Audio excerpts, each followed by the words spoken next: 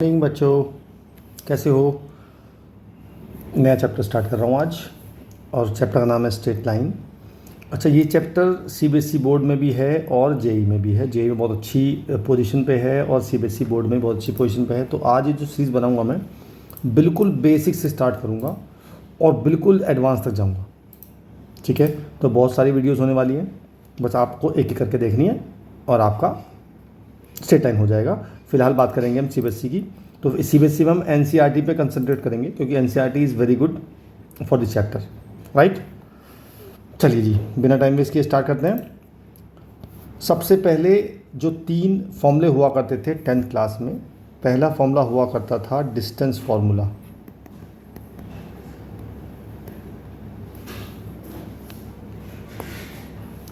अगर हमें 2 पॉइंट दे रखे हैं x1 y1 और एक दे रखा है x2 y2 और मुझे a से लेके b तक की डिस्टेंस निकालनी है, तब फॉर्मूला होता था x1 minus x2 whole square plus y2 minus y1 whole square. अब आप कह रहे होंगे मैंने यहाँ तो लिया है x1 माइनस x2, यहाँ लिया है y2 माइनस y1, तो मैंने जानबूझ के लिया है ऐसा, ये बताने के लिए कि चाहे आप x1 को ले लो पहले, x2 को बाद में, या y1 को पहले y2 को बाद में, उससे कोई फ़र्क नहीं पड़ेगा। मींस अगर मैं इसको ऐसे भी लिखता तब भी मेरा कोई फ़र्क नहीं पड़ता, या मैं दोनों में x2 को पहले ले लेता मतलब y2 को, तो भी कोई फ़र्क नहीं पड़ेगा।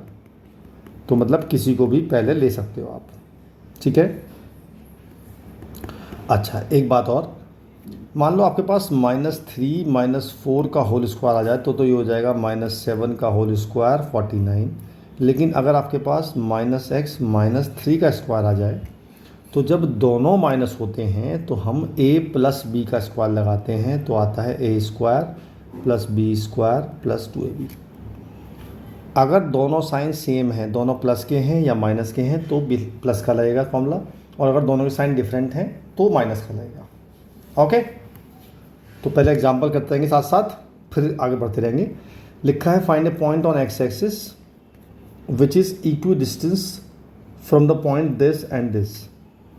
तो ऐसा कह रहा है वो कि अगर एक पॉइंट मेरे पास एक्स एक्सिस पे है, एक पॉइंट है मान लो 3,4, एक है 7,6, वो कहता है ये डिस्टेंस और ये डिस्टेंस इक्वल है, मतलब ए बी और ये डी। तो वो कहता है क्वेश्चन में AD जो है वो BD के इक्वल है और मुझे निकालना है D पॉइंट। तो मैंने D पॉइंट को मान लिया x, 0। अच्छा, ये तो पता ही होगा आपको कि अगर कोई पॉइंट x एक्सिस पे है तो उस पर y 0 होता है और y एक्सिस पे है तो x 0 होता है। तो जब मैंने कोई भी पॉइंट x एक्सिस पे लेट करना है तो उसमें y वाला कोऑर्डिनेट हमेशा 0 लिखा जाएगा। It means it becomes x, 0। अब मैं AD की डिस्टेंस निकालूंगा A से और D से। तो अभी मैंने फॉर्मूला लिखवाया आपको, तो ये हो जाएगा 3 - x का होल स्क्वायर प्लस 4 - 0 का होल स्क्वायर। अब मैं BD निकालूंगा सेम फॉर्मूले से, x - 7 whole square plus 0 - 6 whole square, और मैं इन दोनों को इक्वल पुट कर दूंगा। तो जब मैंने इक्वल पुट किया तो AD = BD आ गया, और मैंने स्क्वायरिंग कर दी। स्क्वायरिंग इसलिए कर दी जिससे रूट हट जाए, ठीक है। तो मैंने स्क्वायरिंग कर दी और मैंने दोनों की वैल्यू पुट कर दी। अब दोनों का स्क्वायर खोल देते हैं, तो ये हो गया 9 + x² - 6x + 16 = x² + 49 - 14x + 36। x² से x² कट गया, ठीक है जी। अब सारे x को इकट्ठा कर लेते हैं, यानी कि 14x - 6x = 49 + 36 - 16 - 9। यहाँ कितना हो गया, 14 में से 6 गए, 8x बचे। अच्छा, अब मैंने 49 में से 9 को माइनस किया 40, 36 में 6 को माइनस किया तो ये आ गया 20, तो ये आ गया 60। तो x की वैल्यू आ गई 60/8, ठीक है। इसे और काट लेंगे, 4 से 15 और 2, तो ये आ गया 15/2। तो मेरा आंसर आ गया 15/2, 0। ये मेरा आंसर आया पहले क्वेश्चन का, ठीक है। गॉट इट, बहुत बढ़िया। अगला फॉर्मूला हुआ करता था सेक्शन फॉर्मूला। सेक्शन फॉर्मूला ये कहता था कि अगर एक पॉइंट है x1 y1 और एक पॉइंट है x2 y2 और एक ये पॉइंट A है, मान लो ये पॉइंट B है और ये C है, तो C को निकालना था। ये रेशो था m1 और m2 रेशो है, तो C की वैल्यू आती है m1 x2 plus m2 x1 upon m1 plus m2। इससे मेरी C की वैल्यू आ जाती है, C का x कोऑर्डिनेट। इसी तरह से मैं y कोऑर्डिनेट भी निकाल सकता हूँ, सेम फॉर्मूला है m1 y2 plus m2 y1 upon m1 plus m2। बात समझ में आई? चलिए जी, ये होता है सेक्शन फार्मूला। अच्छा, एक होता है ना इसमें होता है एक्सटर्नल डिवीज़न, ये तो है इंटरनल डिवीज़न। इसमें C जो है वो A और B के बीच में होता है, पर कभी कभी सिस्टम ऐसा होता है कि ये A है और ये B है और ये C है और रेशो अभी भी m1 रेशो m2 है। इसे बोलते हैं एक्सटर्नल डिवीज़न, है ना। और एक्सटर्नल डिवीज़न में फॉर्मूला बिल्कुल सेम रहेगा, बस इन चारों जगह माइनस आ जाएगा, बाकी पूरा सेम रहेगा, कोई चेंज नहीं आएगा। Got it? बात समझ में आ गई? तो इसे बोलते हैं सेक्शन फॉर्मूला। ठीक है जी, चलो इसे बेस भी क्वेश्चन कर लेते हैं। लिखा है in what ratio the line joining this and this divided by the line this. Question क्या कह रहा है वो कह रहा है एक पॉइंट A है, एक पॉइंट B है। A है मेरे पास -1,1, एक है 5,7। अच्छा, एक बात सोचो, स्ट्रेट लाइन में ना कोशिश करना कि हर क्वेश्चन की फिगर बनाओ।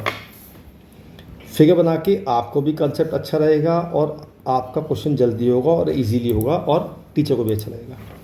क्वेश्चन ये है कि ये लाइन है और ये लाइन इन दोनों पॉइंट्स को, लाइन को किस रेशो में डिवाइड कर रही है। तो जब भी आपको रेशो निकालना होगा तो आप रेशो मानेंगे k/1। तो मैंने इस रेशो को मान लिया k/1। अब मैंने लगाया सेक्शन फॉर्मूला और C पॉइंट मैंने निकाल लिया। ये काम करेगा m1 का और ये काम करेगा m2 का। ये होंगे x1 y1 और ये होंगे x2 y2। तो C पॉइंट जो मेरे पास आएगा 5k -1 अपॉन k+1 और एक आएगा 7k+1 अपॉन k+1। ये मेरा C पॉइंट आ गया। अच्छा, मुझे k की वैल्यू निकालनी है क्योंकि मुझे रेशो निकालना। जब भी रेशो निकालना होगा तो मुझे k की वैल्यू निकालनी होगी। तो अब ये क्या हुआ बात, ये जो लाइन है ये इस C पॉइंट से पास कर रही है। तो जब भी कोई लाइन किसी पॉइंट से पास करती है तो वो पॉइंट उसको सेटिस्फाई करेगा। तो मैंने x की जगह ये पूरी वैल्यू, y की जगह ये पूरी वैल्यू इसमें पुट कर दी। तो मेरा आ गया 5k -1 upon k+1 plus 7k+1 upon k+1 is equal to 4। अब इसका एलसीएम ले लिया, 5k -1 plus 7k+1 is equal to 4k + 4, 1 से 1 कट गया। तो मेरा आ गया 12k - 4k, 8k is equal to 4। k की वैल्यू आ गई 1/2। तो रेशो हो गया 1/2। जो k की वैल्यू आती है वही रेशो बन जाता है, बिकॉज मैंने रेशो माना है k/1। ठीक है, तो ये होता था सेक्शन फॉर्मूला। अभी बात चल रही है 10th क्लास की, अभी 11th स्टार्ट नहीं हुई है। अगला फॉर्मूला हुआ करता था एरिया ऑफ ट्राइंगल।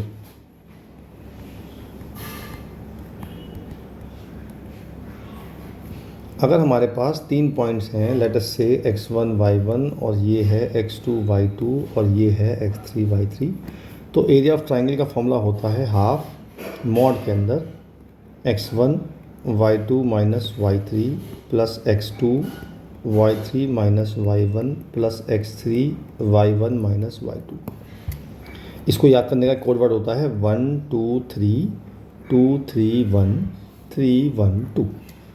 ऐसे आप याद कर सकते हो। अच्छा, एक बात और कि इसमें आप x y को इंटरचेंज कर देंगे तो भी वैल्यू सेम आएगी। मतलब y1 x2 minus x3 plus y2 x3 minus x1 plus y3 x1 minus x2, दोनों एक ही बात है। इससे निकालते हैं एरिया ऑफ ट्राइंगल। ठीक है, ओके। चलिए इसके बेस भी क्वेश्चन ले लेते हैं। Draw the quadrilateral the Cartesian plane this whose vertices are this this this this is find its area. चलिए जी, तो पहले मैं ड्रॉ कर लेता हूँ। पहले लिया -4,5 -4,5 ये हो गया, 0,7 ये हो गया। फिर लिया मैंने 5, -5 5, -5 यहाँ होगा लगभग और एक है -4 -2, तो -4 -2 लगभग यहाँ होगा। तो दिस इज़ माई क्वाड्रिलेटरल जो उसने मुझसे कहा है ड्रॉ करो। तो ये ड्रॉ हो गया। तो मैं नेमिंग कर दी A B C और D। तो आधा काम तो मेरा ये हो गया, ड्रॉ कर दिया मैंने। अब मुझे उसका एरिया फाइंड करना है। तो मेरे पास क्वाड्रिलेटरल का एरिया फाइंड करने के लिए कोई फॉर्मूला नहीं बना, तो उसके लिए मुझे इसको दो ट्राइंगल में अलग अलग डिवाइड करना पड़ेगा। तो पहले मैं निकालूंगा ABC का एरिया। तो A काम करेगा मेरा x1 y1 का, B काम करेगा x2 y2 का, ये काम करेगा x3 y3 का। सीधा एरिया ऑफ ट्राइंगल लगाते हैं, हाफ x1 है -4, y2 -y3 7 -5 प्लस x2 0 है, और 0 के बाद कुछ लिखने की ज़रूरत ही नहीं क्योंकि जब भी आएगा 0 ही आएगा, प्लस x3 5 y1 -y2 यानी कि 5 -7। ये मेरा आइडिया। इसका सॉल्व कर लेते हैं। हाफ ये आ गया 12, 12 चौक 48 -48, ये 0 हो गया। ये हो गया -2 और 5 -10, तो मेरा एरिया आ गया हाफ -58, तो मेरा आ गया 58/2। ये मेरा ABC का एरिया आ गया, यानी कि मेरा इसका एरिया आ गया। अब मैं निकालूंगा इसका एरिया, यानी कि इस वाले का एरिया, और दोनों को ऐड कर दूंगा। तो ये है ADC ले लेते हैं, एक ही बात है, आप कोई भी नाम ले सकते हैं, ADC। अब ADC के लिए मेरा जो काम करेगा, ये काम करेगा x1 y1 का, ये काम करेगा x2 y2 का, और ये काम करेगा x3 y3 का। तो एरिया ऑफ ट्राइंगल निकालते हैं। हाफ मॉड के अंदर x1 है मेरा -4, y2 -y3 यानी कि -2 + 5 प्लस x2 यानी कि -4, और y3 -y1 यानी कि -5 प्लस x3, और y1 -y2 यानी कि 5 + 2। इसको सॉल्व कर लेते हैं। हाफ ये आ गया 3 चौक 12 -12 -10 × 4 प्लस के 20, और 7 और 5 35, ये आ गया 35। इसको भी सॉल्व कर लेते हैं। ये आ गया मेरा 55 और -12 कितना हो गया 43, तो ये आ गया 43/2। ठीक है। अच्छा, मॉड लगा, प्लस ले लिया मैंने, ये आ गया 29। दोनों एरिया को मैंने ऐड कर दिया, तो टोटल जो एरिया आ गया 29 + 43/2। इसको सॉल्व कर लेंगे तो ये मेरा टोटल एरिया आ जाएगा क्वाड्रिलेटरल का। ठीक है। तो ये था area of quadrilateral, area of triangle का फॉर्मूला। ठीक है जी। अब चलते हैं 11th क्लास में। 11th क्लास का पहला कंसेप्ट है स्लोप। अब ये स्लोप क्या होता है? स्लोप एक ऐसी चीज़ है जिसको आप देख नहीं सकते हो, सिर्फ महसूस कर सकते हो। मतलब ये हुआ, स्लोप से पहले लाइन जो समझते हैं वो समझते हैं एंगल। मतलब अगर मैंने कोई भी लाइन ड्रॉ करी, मान लो मैंने 4 लाइन ड्रॉ करता हूँ, 1 2 3 और 4, इन चारों लाइनों ने एक एंगल बनाया है एक्स एक्सिस से, और आपको हमेशा एंटी क्लॉक वाइज ही मेज़र करना है और फ्रॉम द एक्स एक्सिस। ठीक है जी। तो इसको जो अच्छा ध्यान देखना, 2 बातें नोट करना, एक तो एंटी क्लॉक वाइज और एक from positive direction of x axis.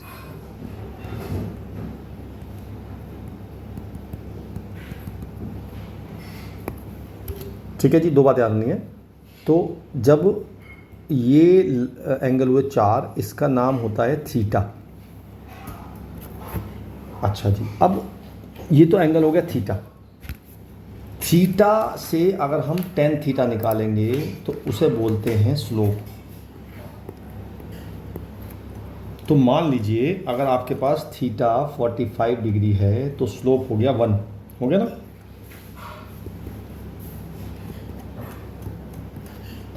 तो tan 45 1 हो गया। अब जो स्लोप आया 1, क्या आप 1 को देख सकते हो?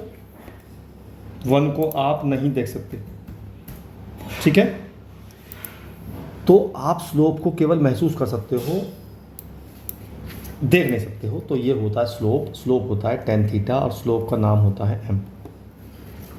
ठीक है, बात समझ में आई, पहला कंसेप्ट। अच्छा, अब चलते हैं स्लोप का एक और तरीका होता निकालने का। स्लोप का एक तरीका और होता निकालने का, मैं आपसे बोलूं कि एक ही लाइन है और उस पर मुझे 2 पॉइंट दे रखे हैं और मैं आपसे कहूँ जी इस लाइन का स्लोप निकालो, x1 y1 और x2 y2। तो इसका भी स्लोप निकालने का फॉर्मूला होता है, डायरेक्ट m निकालने का फॉर्मूला होता है y2 minus y1 upon x2 minus x1। ठीक है, इससे हम डायरेक्ट स्लोप निकाल सकते हैं। तो स्लोप निकालने के दो तरीके हो गए, एक तो थीटा है ना, और अच्छा थीटा का नाम होता है, थीटा का नाम होता है इंक्लिनेशन।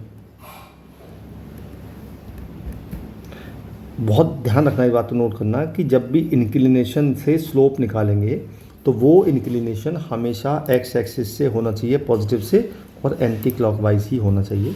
तो tan थीटा स्लोप बन जाता है। दूसरा स्लोप निकालने का तरीका ये हो गया कि अगर 2 पॉइंट दे रखे हैं y2 minus y1 upon x2 minus x1, इससे भी हम डायरेक्ट स्लोप निकाल सकते हैं। ठीक है, दोनों एग्जाम्पल ले लेते हैं। एक लिखा है find the slope of a line which makes angle 30 degree with the positive direction of y axis measured anti clockwise. अब देखो इसने क्या दिया है, इसने दिया है एक ऐसी लाइन जिसका y एक्सिस से एंटी क्लॉकवाइज डायरेक्शन में 30 डिग्री एंगल है कि नहीं। लेकिन मुझे इस निकालना है स्लोप इस लाइन का। तो अगर मुझे इस लाइन का स्लोप निकालना है तो मुझे एक बात तो कन्फर्म है, मुझे कौन सा एंगल चाहिए, मुझे चाहिए ये वाला एंगल, क्योंकि ये ही होता है इंक्लिनेशन, थीटा। अब ये एंगल कैसे निकलेगा, ऑब्वियस सी बात है कि अगर ये 30 है तो ये 30 हो गया, ये 30 है तो ये 60 हो गया, और ये 60 है तो ये 120 हो गया। इसका मतलब मैं डायरेक्ट स्लोप निकाल लूँगा, स्लोप हो जाएगा tan 120।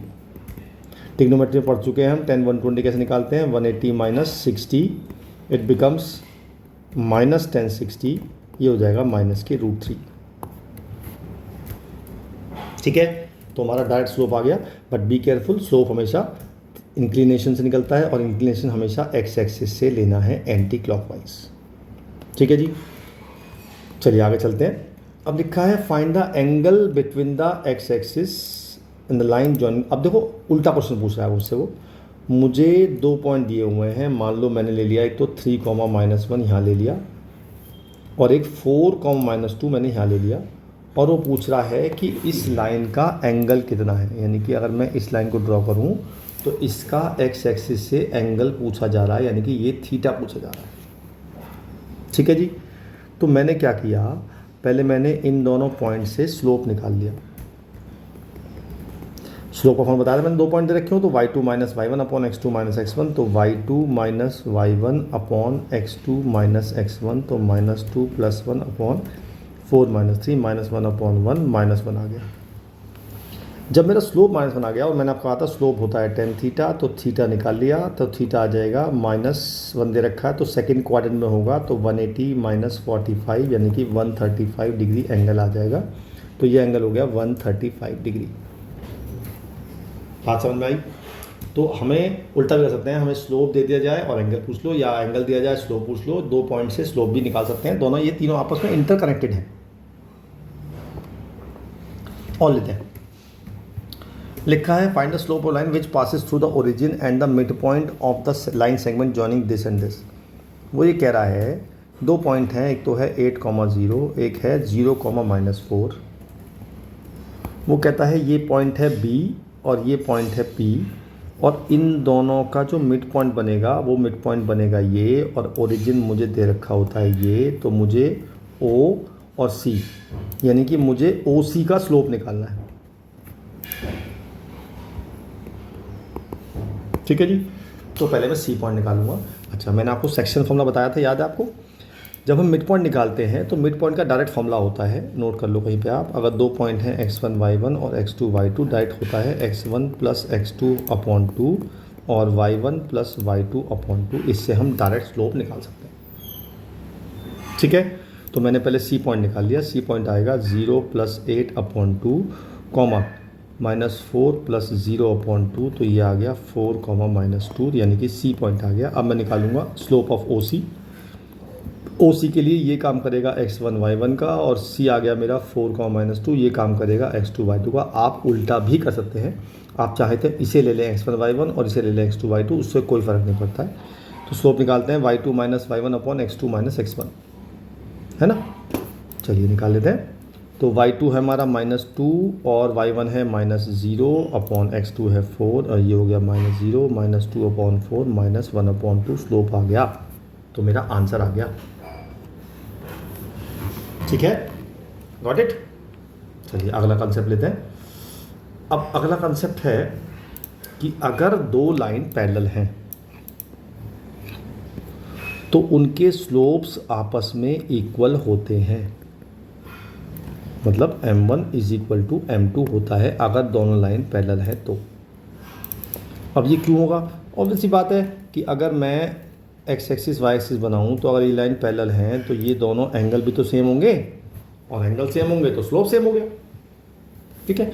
अच्छा, अगर दो लाइन परपेंडिकुलर हैं, एक का स्लोप है m1 और एक का स्लोप है m2, तो m1 × m2 -1 होगा। ठीक है, बहुत काम आएगा ये।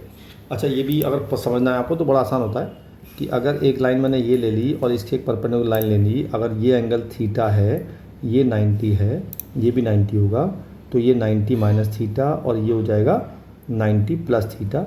इसका स्लोप निकालेंगे तो tan थीटा आएगा, इसका स्लोप निकालेंगे तो tan 90 + थीटा हो जाएगा। tan 90 + थीटा होता है माइनस के cot थीटा, दोनों को मल्टीप्लाई करेंगे तो अपने आप -1 आ जाएगा। ठीक है, ये फंडा होता है। तो आपको तो याद रखना है कि अगर दो लाइन पैरेलल हैं तो उनके स्लोप्स इक्वल होंगे, और अगर दोनों परपेंडिकुलर हैं तो दोनों का m1 × m2 -1 होगा। ठीक है जी, लिखा without using Pythagoras theorem so that the point this are vertices of a right angle triangle. तो मुझे पता नहीं है कौन सा राइट एंगल है, तो मैंने एक ऐसे ही रैंडमली बना दिया, मतलब आई डोंट नो कि कौन सा 90 है। तो ये A, ये B, ये C। A ले लिया मैंने 4,4, B ले लिया मैंने 3,5, C ले लिया -1,-1। अब मैं स्लोप ऑफ AB निकाल रहा हूँ पहले। तो इसको x1 y1 और x2 y2, तो y2 - y1 यानी कि 5 - 4/3 - 4, तो ये हो जाएगा 1/-1 -1 आ गया।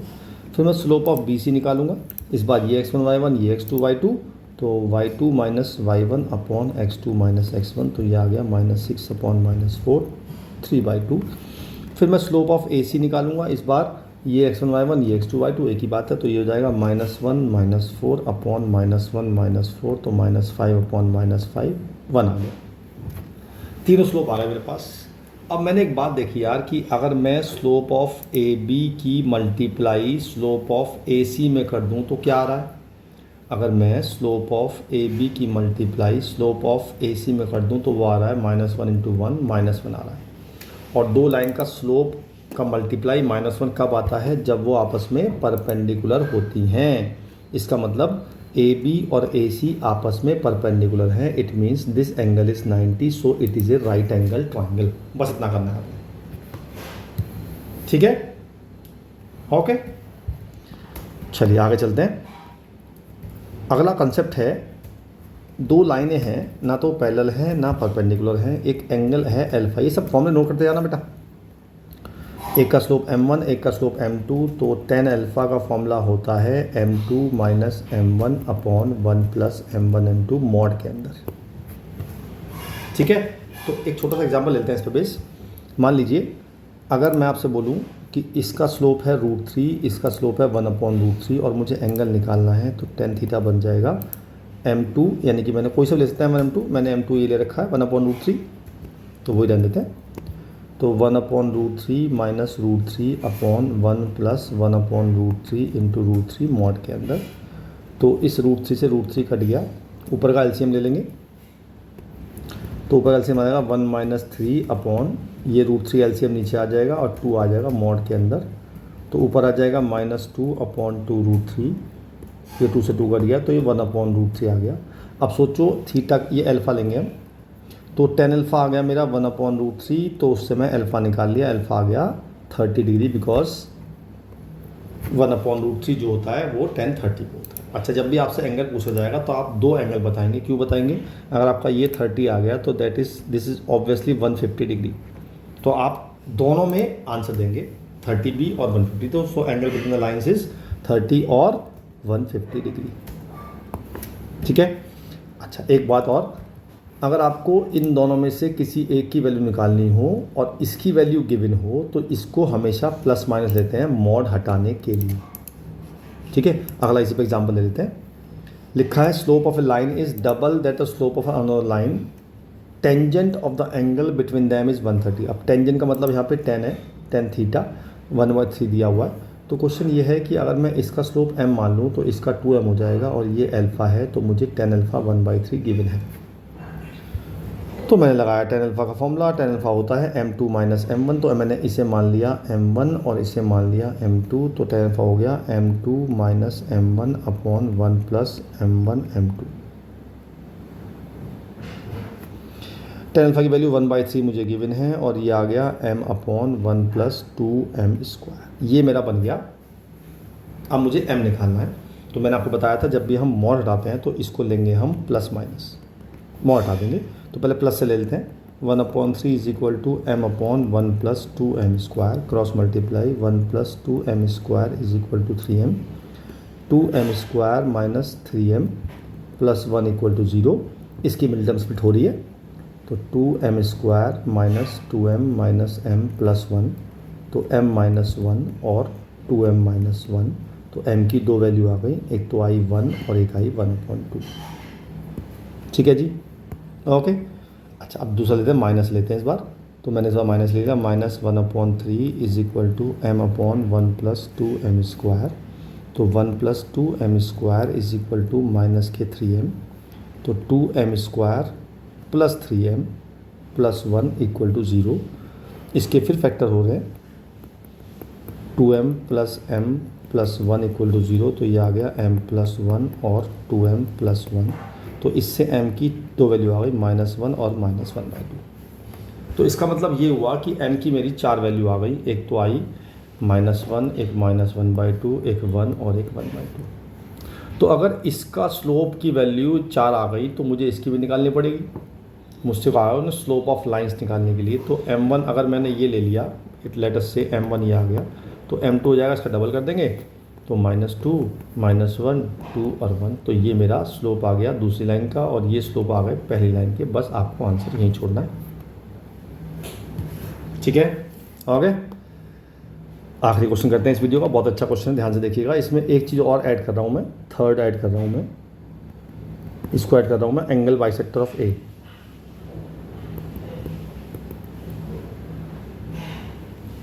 चलिए जी, पहले फिगर बनाते हैं।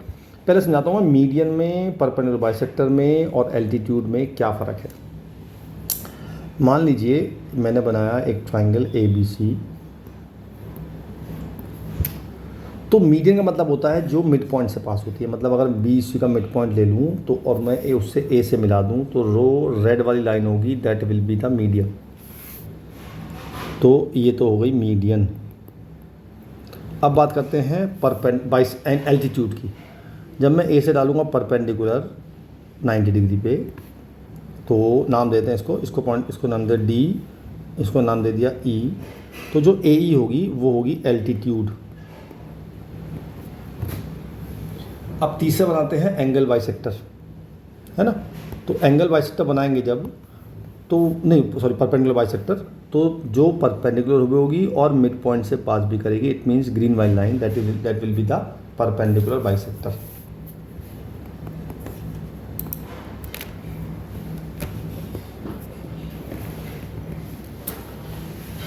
तो पहले मीडियन का हमें निकालना क्या है, हमें निकालना है इक्वेशन। हम स्लोप की बात कर रहे हैं, केवल इक्वेशन नहीं निकाल रहे हम। अभी हम केवल स्लोप की बात कर रहे हैं, क्योंकि अभी इक्वेशन पढ़ी नहीं है हमने स्लोप पढ़ा है, तो इसलिए वो क्लियर करना चाह रहा हूँ सब चीज़ क्या होती है। मुझे A दे रखा है 1,4, B दे रखा है 2,-3, C दे रखा है 1, -1, -2। तो पहले सबसे पहले D पॉइंट निकालता हूँ। D मिड पॉइंट है, तो 2 -1/2 -3 -2/2, तो पॉइंट आ गया 1/2 और -5/2। तो सबसे पहले मैं निकाल रहा हूँ मीडियन का स्लोप। यानी कि ए डी का स्लोप। तो slope of A D y2 minus y1 upon x2 minus x1, मेरा पॉइंट आ चुका है। तो ये हो जाएगा माइनस के 5/2 माइनस 4 अपॉन 1/2 माइनस 1, तो 8 minus 13/2 upon minus 1/2, minus minus कर गया, 2 से 2 हो गया, 13 आ गया स्लोप। ठीक है, तो ये आया मेरा पहला स्लोप, ए डी का स्लोप।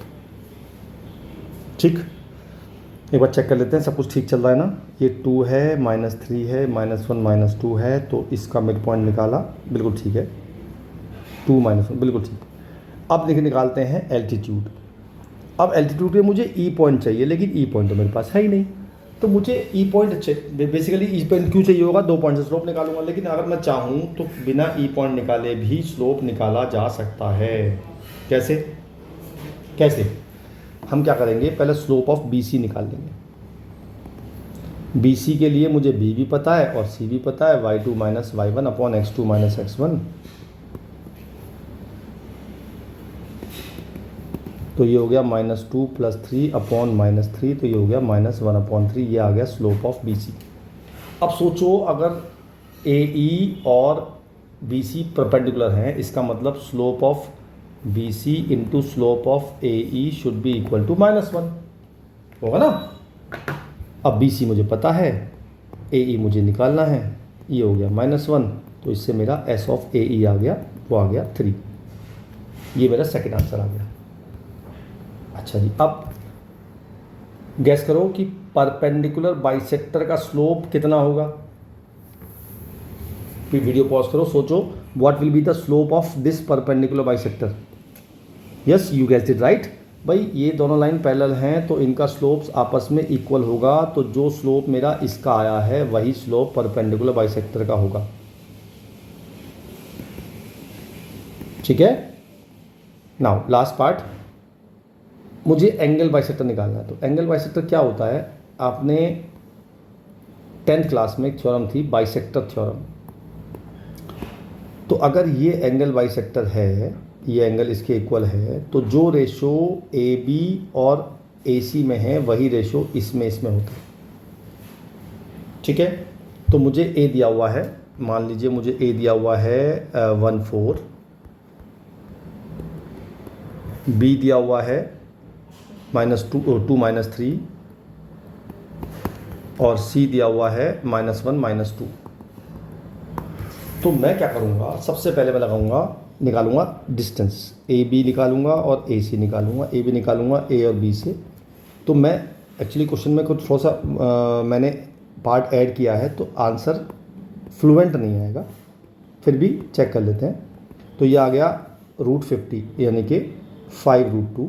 फिर मैं ए सी निकालूंगा यानी कि इससे और इससे, तो ये है -1 -2, तो ये हो जाएगा 1 + 1 का स्क्वायर प्लस 4 + 2 का स्क्वायर, यानी कि 2 का स्क्वायर 4, 6 का स्क्वायर 36, तो ये आ गया √40। √40 जो होता है √40 होता है मेरा 2√10। ठीक है, तब देखो मैं मान लेते हैं, एग्जांपल लेते हैं कि ये 2√10 ना आता, ये आता 3√2, मान लेते हैं एग्जांपल, क्योंकि जनरली ऐसे क्वेश्चन में ऐसा आता है कि ए बी और ए सी, जब मैं ए बी और ए सी का रेशो निकालूंगा तो वो आएगा 5√2 रेशो 3√2, ये आ जाएगा 5:3।